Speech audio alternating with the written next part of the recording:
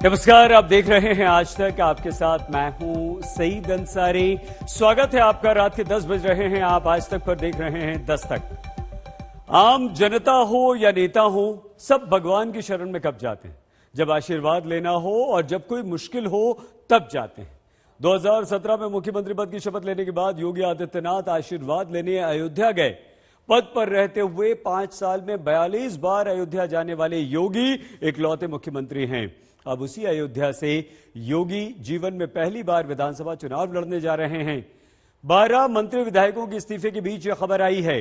क्या अयोध्या से उतरकर विपक्ष के दांव पर योगी दस्तक दे पाएंगे? इसी दौरान श्री राम जन्मभूमि तीर्थ क्षेत्र ट्रस्ट अयोध्या में राम मंदिर निर्माण की 3D फिल्म भी जारी करता है। राम मंदिर ही नहीं सिर्फ तैयार हो रहा, पूरा माहौल चुनावी राज्य उत्तर प्रदेश में तैयार हो चुका है। बस ऐलान होना बाकी है।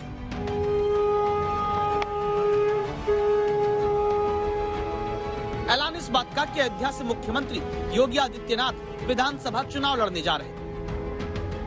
अयोध्या जिसका अर्थ माना गया जिससे न युद्ध लड़ा जा सके न जीता जा सके, उस अयोध्या से योगी आदित्यनाथ चुनाव लड़कर क्या अयोध्या और उत्तर प्रदेश दोनों जीत जाएंगे?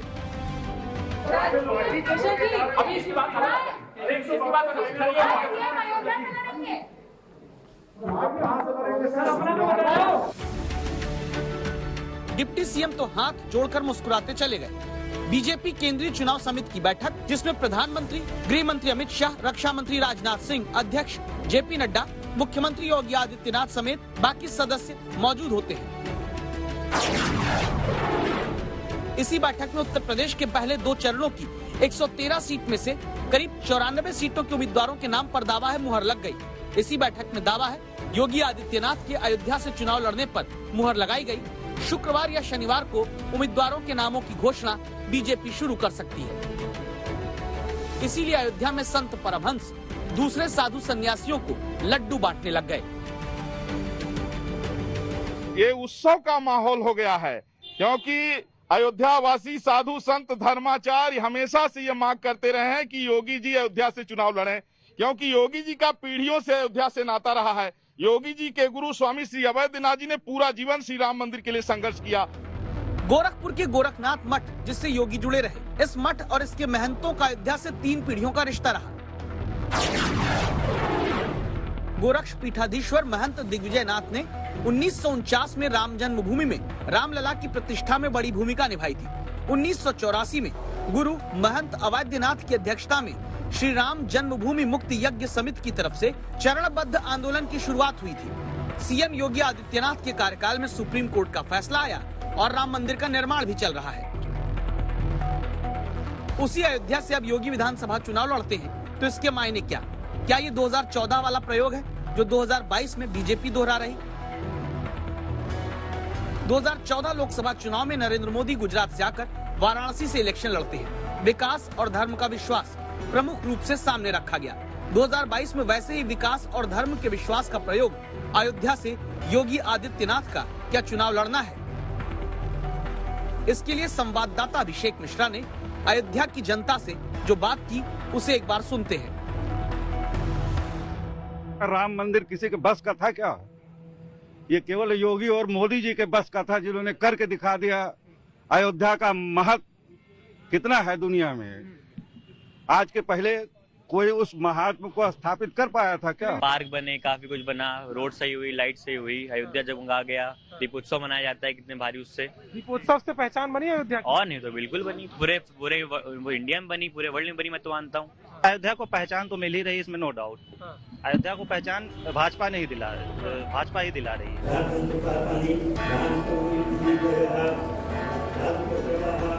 अयोध्या से योगी चुनाव में उतरकर यही धर्म और विकास का मजबूत गठजोड़ दिखाना चाहेंगे, जिसमें निश्चित तौर पर उनकी छवि के मुताबिक हिंदुत्व का पुट ज्यादा होगा।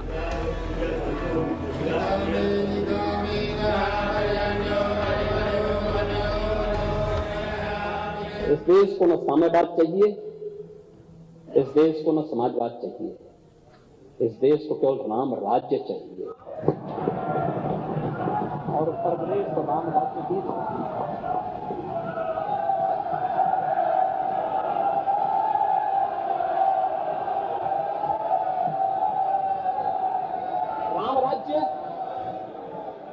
राज्य का मतलब जो सार्वकालिक है, सार्वदेशिक है, सार्वभौमिक है और काल परिस्थिति से प्रभावित शाश्वत है, वही राम राज्य है। मुख्यमंत्री जी इस बात को जानते ही नहीं है। उन्होंने न संविधान पढ़ा है, न संविधान के प्रेम्बल को पढ़ा है। हमारा संविधान के प्रेम्बल में शुरू में कहा गया कि हमारी सोशलिस्ट स्टेट होगी। भारत में जितने भी कार्यक्रम योजनाएं बनेंगी सोशलिस्ट बनेंगी। जो रामराज्य की बात करते हैं बिना समाजवाद के अधूरी है। जो रामराज्य की परिकल्पना है वो बिना समाजवाद के पूरे नहीं हो सकती। किन परिस्थितियों में भी योगी आदित्यनाथ के अयोध्या से लड़ने का ऐलान होने वाला है, पहले उसे भी अब देखते हैं। बुधवार शाम 5 बजे तक उत्तर प्रदेश में बीजेपी के 3 मंत्री 10 विधायक इस्तीफा दे चुके हैं। दावा है ये संख्या और बढ़ रही है। बुधवार शाम तक इस्तीफा देकर बीजेपी छोड़ने वाले ज्यादातर मंत्री और विधायक सीतापुर, बहराइच, कुशीनगर, संत कबीर नगर, कानपुर यानी अवध के इलाके से आते हैं। अयोध्या से योगी के चुनाव लड़ने की स्थिति में अवध क्षेत्र की कुल 118 सीटों पर बड़ा प्रभाव पड़ सकता है। वजह मुख्यमंत्री की हिंदुत्ववादी छवि और बहुसंख्यक वोट को अपने पाले में लाने वाले उनके बयान। चुनाव 80 बनाम 20 जाएगा और मैंने आपको पहले कहा कि चुनाव होंगे तो आप रिजल्ट दो, 10 मार्च को आने दीजिए। एक तरफ भारतीय जनता पार्टी होगी जो 3/4 से अधिक सीटों को पा करके प्रचंड बहुमत की सरकार बना रही होगी। दूसरी तरफ कांग्रेस, सपा, बसपा ये सभी दल होंगे जो 20% की लड़ाई के लिए माथापच्ची कर रहे हैं। तो ये 20% कौन है? ये 20% वे लोग हैं जो राम जन्मभूमि का विरोध करते हैं, काशी विश्वनाथ धाम का विरोध करते हैं, मथुरा वृंदावन के भव्य स्वरूप का विरोध करते हैं।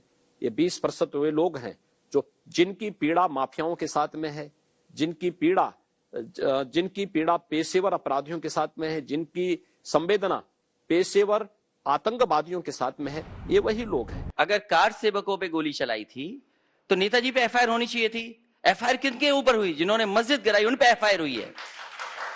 नेताजी और संविधान बचाने के लिए काम हुआ था। इस बीच ये बात भी ध्यान रखिए कि अभी बीजेपी और सरकार छोड़ने वाले अधिकतर मंत्री, विधायक जातिगत राजनीति के जिस वर्ग से आते हैं वो पिछड़ा वर्ग बीजेपी का मजबूत आधार रहा। ऐसे में जाति के गणित को भी हमेशा धर्म ही तोड़ता आया है, जिसमें अयोध्या से योगी का चुनाव लड़ना बीजेपी के काम आ सकता है। अगर अयोध्या से योगी जी लड़ते हैं तो इसका असर पूरे प्रदेश पर पड़ेगा। बहुत अच्छा मैसेज जाएगा। अगर यहाँ से लड़ते हैं तो उनकी पार्टी को यहाँ से लड़ने पर बहुत अच्छा जो है बहुमत मिलेगा। राम, अयोध्या और राजनीति का रिश्ता उत्तर प्रदेश में कितना गहरा, इसे समझने के लिए लोकनीति CSDS के एक सर्वे को हमने पढ़ा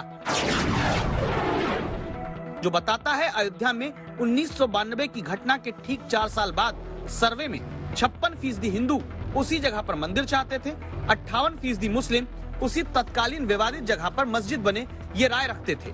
16 साल बाद 2012 में जब सर्वे हुआ तो भारी गिरावट के साथ 31% हिंदू नागरिक और 31% मुस्लिम नागरिक अपनी अपनी राय में उसी जगह अपने धर्म के हिसाब से मंदिर या मस्जिद की वकालत करते मिले। 2012 के बाद उत्तर प्रदेश की राजनीति में कई बदलाव आते गए।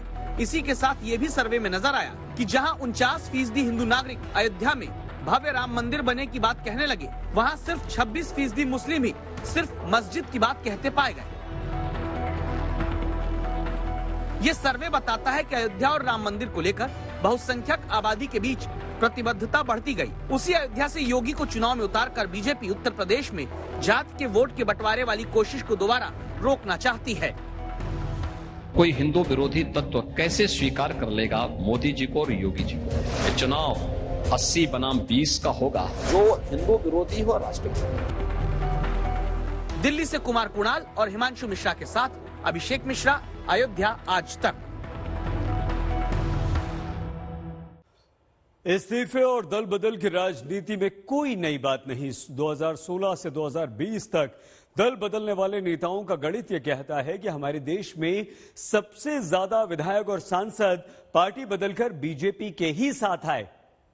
लेकिन उत्तर प्रदेश चुनाव की तारीखों के ऐलान के बाद से उल्टा हो रहा है।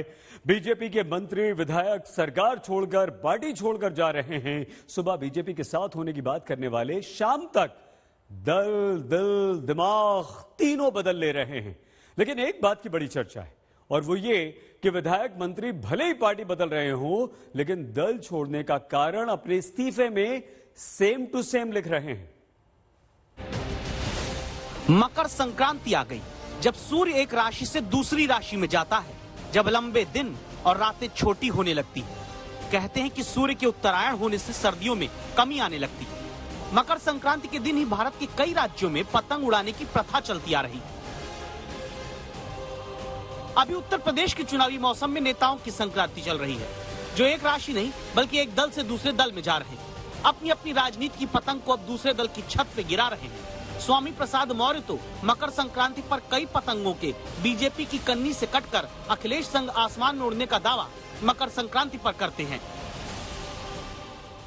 14 तारीख को तो वैसे भी सबसे बड़ा धमाका होना है और 14 तारीख के बाद भी ये इस्तीफे का सिलसिला चलता रहेगा। सिलसिला से याद आया, मशहूर हास्य कवि काका हाथरसी ने कहा था, आए जब दल बदल कर नेता नंदूलाल, पत्रकार करने लगे ऊल जुलूल सवाल कि आपने की दल बदली, राजनीति क्या नहीं हो रही इससे गंदली। नेता बोले व्यर्थ समय मत नष्ट कीजिए, जो बयान हम दें ज्यों का त्यों छाप दीजिए। तो ज्यों का त्यों कहानी यह कि चर्चा बीजेपी छोड़ने वाले मंत्रियों विधायकों के इस्तीफे की बड़ी चलती है, क्योंकि इस्तीफा भले बीजेपी के अलग अलग विधायक और मंत्री का आया हो, लेकिन इस्तीफे में नाराजगी की इमला एक ही है, माने ज्यों का त्यों।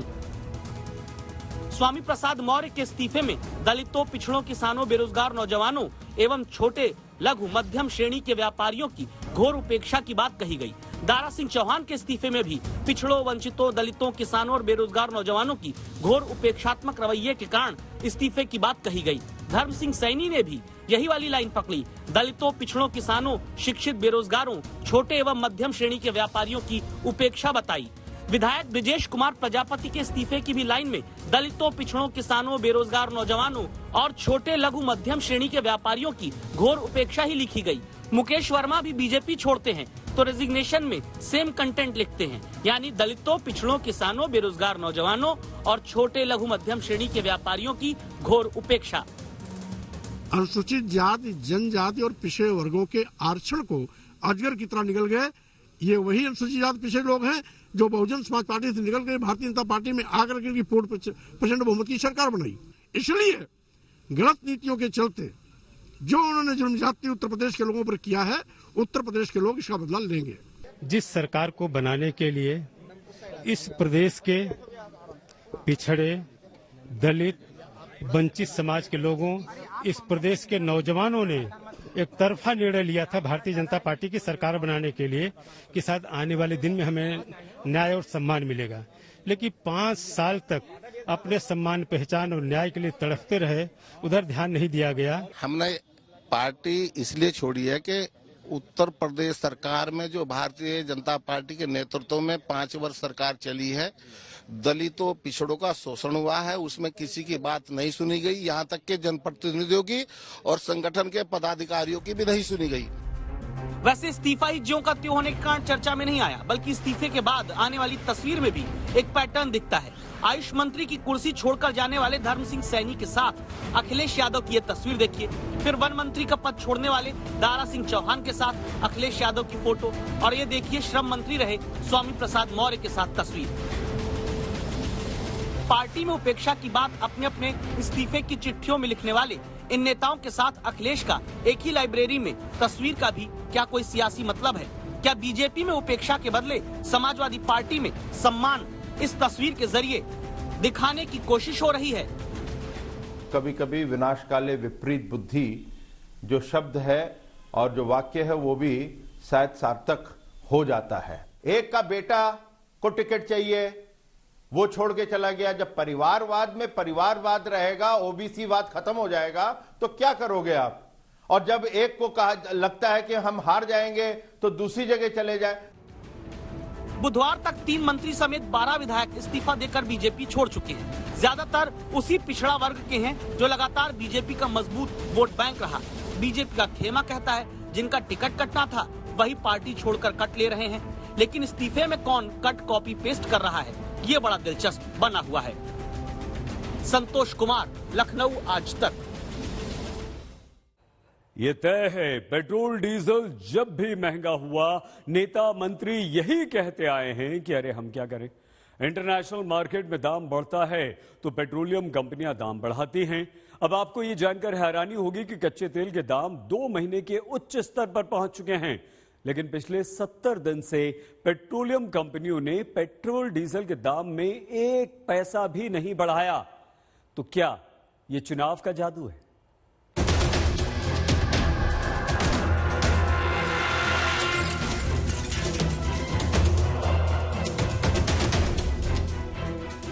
अंतर्राष्ट्रीय दाम है तो हम कई लेवल्स पे काम कर रहे हैं। This is an international issue. खास करके खाड़ी के देशों ने अपना उत्पादन घटा दिया है, तो इन सारे कारणों से अंतर्राष्ट्रीय बाजार में जो मूल्य वृद्धि हुई है, ये सरकार को तेल की कीमत को बढ़ाना पड़ा है। भारत में जब भी तेल महंगा हुआ, तुरंत मंत्री हो या सांसद या सत्ताधारी दूसरे नेता जिम्मेदार अंतर्राष्ट्रीय बाजार में कच्चे तेल के दामों को बताकर पल्ला झाड़ा गया। लेकिन क्या आप जानते हैं, कच्चा तेल अभी 2 महीने के उच्च स्तर पर पहुंच गया। कच्चा तेल अंतर्राष्ट्रीय बाजार में $84 प्रति बैरल तक महंगा हो गया।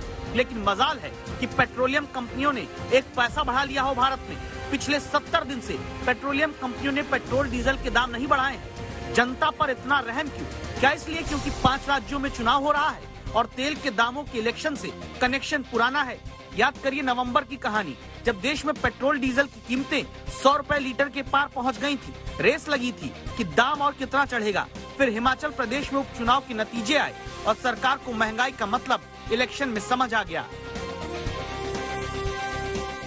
स्वाभाविक रूप से कांग्रेस ने महंगाई को बड़े हथियार के रूप में इस्तेमाल किया और महंगाई मुद्दा थी और ये मुद्दा उनके हाथ में लगाई और ऐसी चीजें जुड़ते जुड़ते हमारी क्षति हुई है।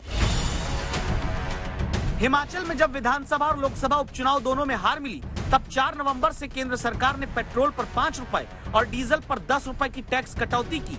इसके बाद अगर अंतर्राष्ट्रीय बाजार से ही तेल की कीमतें अकेले कंट्रोल होती हैं, कोई राजनीतिक दखल नहीं होती, तो एक सीधा सा सवाल, पिछले 70 दिन में जब कच्चा तेल $16 प्रति बैरल तक महंगा हो चुका है, फिर क्यों पेट्रोलियम कंपनियों ने 1 पैसा भी पेट्रोल डीजल में नहीं बढ़ाया? क्या इसका कारण अब 5 राज्यों में होने वाले विधानसभा चुनाव नहीं है? अवधि रचनाकार रफीक शादानी ने लिखा था, जब नगीचे चुनाव आवत है, भात मांगो पुलाव आवत है, तो चुनाव नजदीक है। इसीलिए पेट्रोल डीजल की महंगाई से जनता बची हुई है। आज तक ब्यूरो। हमारे देश, भारत समेत दुनिया भर के तमाम बड़े देशों की इकोनॉमी कोरोना के कारण बुरी हालत में है। श्रीलंका जैसे भारत के पड़ोसी देश तो दिवालिया होने के कगार पर आ चुके हैं। पाकिस्तान ने एक बार फिर कर्ज लेने के लिए अपने हाथ फैला दिए हैं और ये सब देखने और झेलने के बावजूद भारत में सरकारें और नेता सबक सीखने को बिल्कुल तैयार नहीं। तो आज आप और हम मिलकर कोरोना को न्योता देने वालों के खिलाफ जोरदार दस्तक देंगे और उस मानसिकता की पोल खोलेंगे जो कोरोना को पुकार रहे हैं और कह रहे हैं, कोरोना बोलो तुम कब आओगे।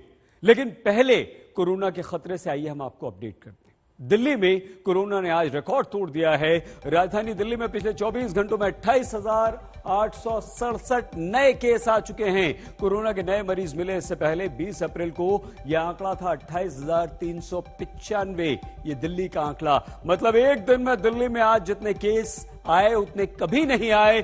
दिल्ली में संक्रमण दर जो है वो 29.21% तक पहुंच चुकी है, जो कि मई के बाद सबसे ज्यादा है। पिछले साल दूसरी लहर में 3 मई को यही संक्रमण दर थी 29.55%। मतलब यह हुआ कि हमारा देश हो या फिर दिल्ली, हमारे देश भारत में तीसरी लहर का प्रकोप हर दिन बढ़ता जा रहा है। लेकिन फिर भी हमारे देश में कोरोना को न्योता देने वाले कई सारे आयोजन हो रहे हैं।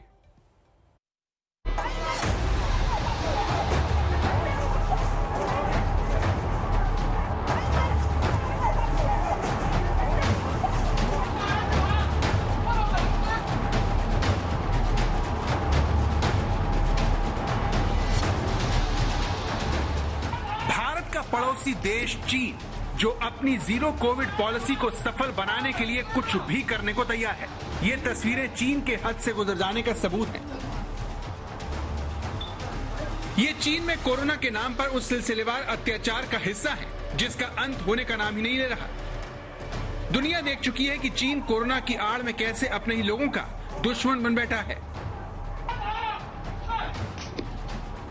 चीन ने लोहे के सफेद बक्से उन लोगों के लिए तैयार किए हैं जिन पर उसे कोरोना से संक्रमित होने का शक है। ऐसे ही लोगों को चीन जबरदस्ती लोहे के इन बक्सों में जानवरों की तरह ठूस देता है। चीन में अत्याचार के इस नए एपिसोड के बारे में आप और जाने उससे पहले भारत की भी एक कड़वी सच्चाई देख लीजिए, जहां कोरोना की तबाही के बीच जनता पर एक अलग तरीके का सितम ढाया जा रहा है। तीसरी लहर की सुनामी से जब हर कोई परेशान है, तब हमारे नेता वोटों के लालच में जनता की जान मुश्किल में डाल रहे हैं। कोरोना के इस आयोजन में नेताओं ने खुद को तो मास्क पहनाकर सुरक्षित किया हुआ है, लेकिन जनता को महामारी की सबसे खतरनाक दलदल में फंसने के लिए छोड़ दिया है। भारत में कोरोना को न्योता देने वाली इस मानसिकता के खिलाफ दस्तक दें, उससे पहले एक बार फिर चीन की इस तस्वीर पर लौटते हैं, जिसे देखकर आप समझेंगे कि भारत में भी इससे कम अत्याचार नहीं हो रहा। ब्रिटिश अखबार डेली मेल के अनुसार चीन की सरकार आधी रात में लोगों को संक्रमण के शक में घरों से निकालकर इन लोहे के डिब्बों में बंद कर रही है। इसमें गर्भवती महिलाएं, बच्चे और बुजुर्गों को रहने के लिए मजबूर किया जा रहा है। चीन में इस जुल्म के खिलाफ वहीं के लोग वीडियो बनाकर सोशल मीडिया पर डाल रहे हैं ताकि दुनिया उनकी सरकार की हकीकत देख सके। 这就是隔离了啊！一进来一个厕所，这里面有洗漱盆啊，单人间的。然后呢，那2箱矿泉水给我们的啊，一张床，这里还有一个吃饭的桌子，这个就是睡觉的地方哈。5010块钱，进来这个隔离是21天，是5010块钱，包括住。 सोचिए क्या कोई भी सामान्य इंसान इस तरह से जबरन 21 दिनों तक जेल नुमा बक्सों में रह सकता है, जहां रहने वाले को कैदी की तरह खाना भी दिया जाता हो। चीन में ये पहले भी होता रहा है, इसीलिए वहां की सरकार की इस कारस्तानी पर आपको ज्यादा हैरानी नहीं होगी। लेकिन भारत में पदयात्रा के नाम पर जो कुछ कर्नाटक में पिछले 5 दिनों में हुआ, वो न सिर्फ भारत के लोकतंत्र को बदनाम करता है, बल्कि नेताओं की नीयत पर भी सवाल उठाता है। क्योंकि कर्नाटक में कांग्रेस ने भले ही अपनी इस पदयात्रा को रोक दिया हो, लेकिन लोकतांत्रिक हक के नाम पर ऐसे ही 5 दिनों तक कर्नाटक में कोरोना का काम आसान किया गया। 9 जनवरी को कांग्रेस ने मेघदातु पदयात्रा शुरू की, जिसे रामनगर से बेंगलुरु पहुंचना था।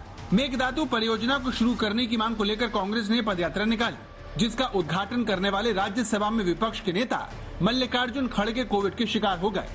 इसके अलावा कर्नाटक सरकार का दावा है कि इस पदयात्रा में शामिल होने वाले वीरप्पा मोइली, सीएम इब्राहिम, HM रेवन्ना, मंजुला मनासा और शिव शंकर रेड्डी समेत कांग्रेस के कई नेता कोरोना का शिकार हो गए। कर्नाटक देश के उन 5 राज्यों में शामिल है जो कोरोना से सबसे ज्यादा प्रभावित है। बावजूद इसके उसके नेता इस पदयात्रा को निकालने पर अड़े रहे और हाईकोर्ट की फटकार के बाद भी पीछे हटने को मजबूर हुए। ಈ ಪಾದಯಾತ್ರೆಯನ್ನ ತಾತ್ಕಾಲಿಕವಾಗಿ ಸ್ಥಗಿತಗೊಳಿಸ್ತಾ ಇದ್ದೀವಿ, ಇಲ್ಲಿಗೆ ಸ್ಥಗಿತಗೊಳಿಸ್ತಾ ಇದ್ದೀವಿ. ಮತ್ತೆ 3ನೇ ಅಲೆ ಕಡಿಮೆ ಆದ್ಮೇಲೆ ಈ ಕೋವಿಡ್-19 ನಿಯಮಾವಳಿಗಳು ಸಡಿಲ ಆದ್ಮೇಲೆ ಮತ್ತೆ ರಾಮನಗರದಿಂದಲೇ ನಮ್ಮ ಪಾದಯಾತ್ರೆ ಉಳಿದ ಅವಧಿ ಮುಂದುವರಿಯುತ್ತದೆ.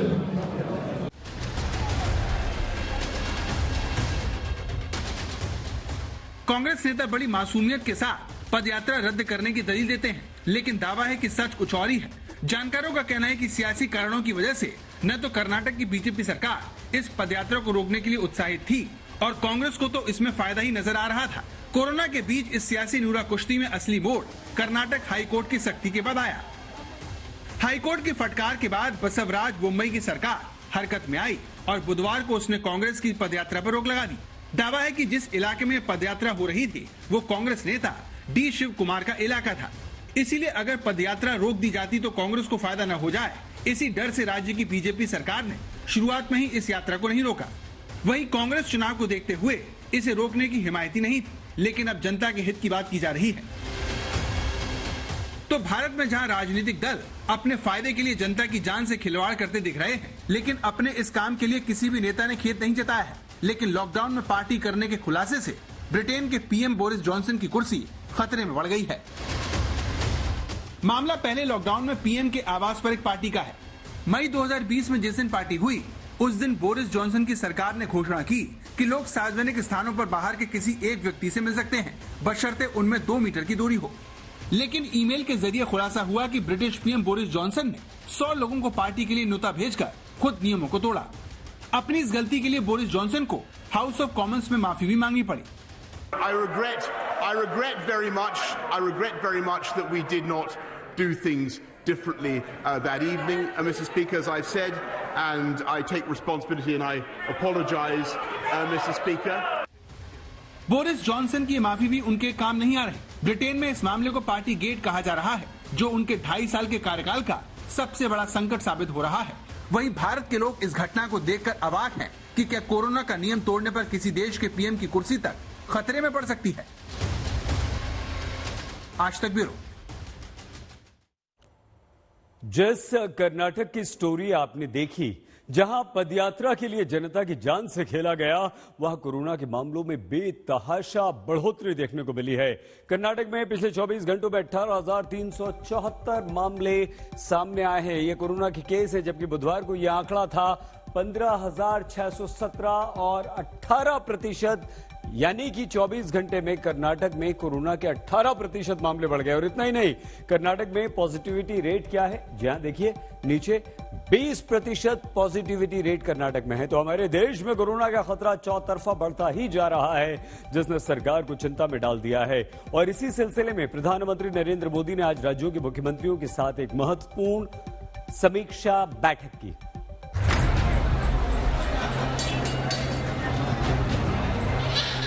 ये गुजरात का सूरत है, जिसके पतंग बाजार में मकर संक्रांति से पहले पतंगों की खरीदारी का सब पर जोश सवार है, लेकिन त्योहार के जोश में होश गायब है, जो देश को भारी पड़ सकता है। अब उत्तराखंड के ऋषिकेश की तस्वीर देख लीजिए, जहां बीजेपी सांसद साक्षी महाराज ने अपने जन्मदिन पर बिना इजाजत ही 40 से ज्यादा लोगों को इकट्ठा कर लिया। साफ है, बीजेपी सांसद की ये मनमानी कोरोना का ही भला करेगी।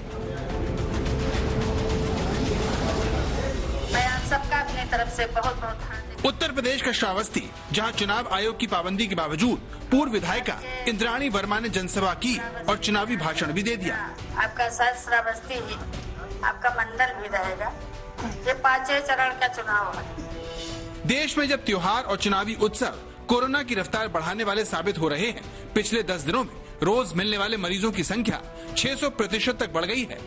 कोरोना संक्रमितों की यही बढ़ती रफ्तार प्रधानमंत्री मोदी की भी सबसे बड़ी चिंता है, जिसका समाधान निकालने के लिए उन्होंने कोरोना प्रभावित राज्यों के मुख्यमंत्रियों से बात की और सभी को सतर्क रहने को कहा। हमें सतर्क रहना है, सावधान रहना है, लेकिन पैनिक की स्थिति न आए, इसका भी हमें ध्यान रखना ही होगा। हमें ये देखना होगा कि त्योहारों के इस मौसम में लोगों की और प्रशासन की अलर्टनेस कहीं से भी कम न पड़े। इस बैठक में उन 8 राज्यों के मुख्यमंत्री भी थे जहां कोविड संक्रमण के हालात सबसे ज्यादा गंभीर हैं, जिसमें पश्चिम बंगाल और उत्तर प्रदेश भी शामिल है, जहां पर धार्मिक आयोजन जानकारों की टेंशन बढ़ा रहे हैं। ये बुधवार को पश्चिम बंगाल में शुरू हुए गंगा सागर मेले की तस्वीरें हैं, जिसे रोकने के लिए डॉक्टरों का एक संगठन कलकत्ता हाईकोर्ट का दरवाजा तक खटखटा चुका है। लेकिन राज्य सरकार के भरोसे के बाद 8 से 16 जनवरी तक गंगा सागर मेले को मंजूरी मिल गई, जबकि खुद मुख्यमंत्री मानती हैं कि इतने बड़े मेले को कोरोना के बीच आयोजित करना बहुत मुश्किल काम है। कोविड को रोकने के लिए हमको इसको इम्पोर्टेंस देना ज्यादा जरूरी है, जो लोग मान के चले। जो नहीं मानते हैं, एक आदमी नहीं मानते हैं, तो इसी के लिए सबको गलती कहना हमको ठीक नहीं है।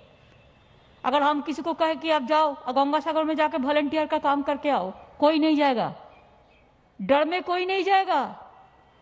इतना कोविड बाहर से आ रहा है, और बाहर से जब आते हैं कोई आदमी प्लेन में, ट्रेन में, चाहे गाड़ी में, कितना लोगों को आप आरटीपीसीआर करोगे, कितना लोगों को आप देखोगे।